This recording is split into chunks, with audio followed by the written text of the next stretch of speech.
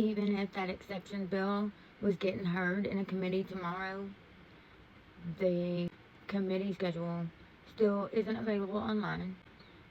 The Rules Committee video that I posted is really long, but in some, they changed the rules to where when a bill is first filed, they may assign it to a committee. It used to be shall. Rule 37 deals with the Committee on Committees.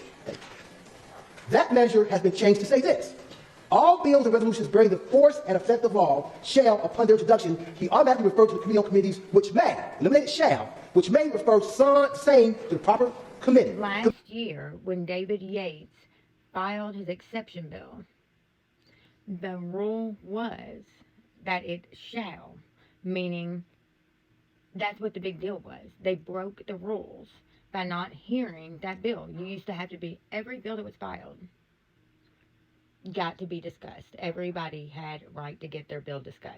Mr. President, what we're doing here is, and I want the public to be clear on this, we're allowing bills to die in the committee of committees. In other words, when we meet up by the podium as members of the committees, we can allow a bill that's been filed that has some public support, that goes to a chair that has expertise in that committee, to possibly die and prevent debate on that bill in the committee, to prevent that bill from being heard. Some bills are just going to die.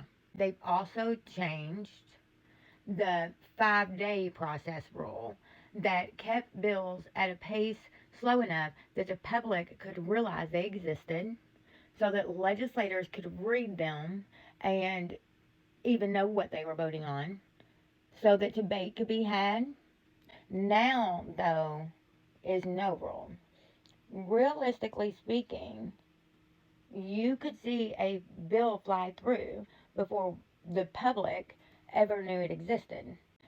And you can end debate immediately by calling the last question, which is basically saying go back to the vote. We're no longer in the discussion period.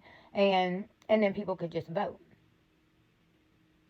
So they've limited public's ability to know what's being filed, to stay informed on what's being filed, to have time to email or call or show up at committee meeting with an opinion.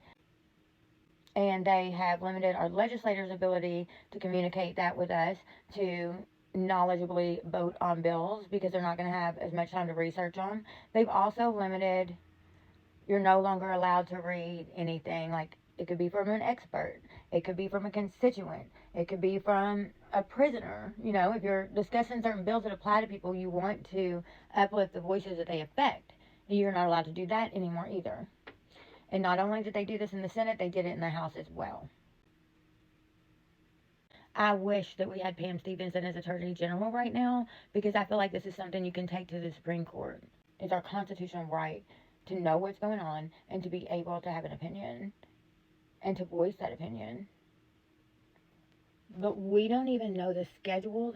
We have no clue what time or where to be in Frankfurt. Not only are they shuffling bills behind our back, but we don't even know when they're doing the ones in front of our face either.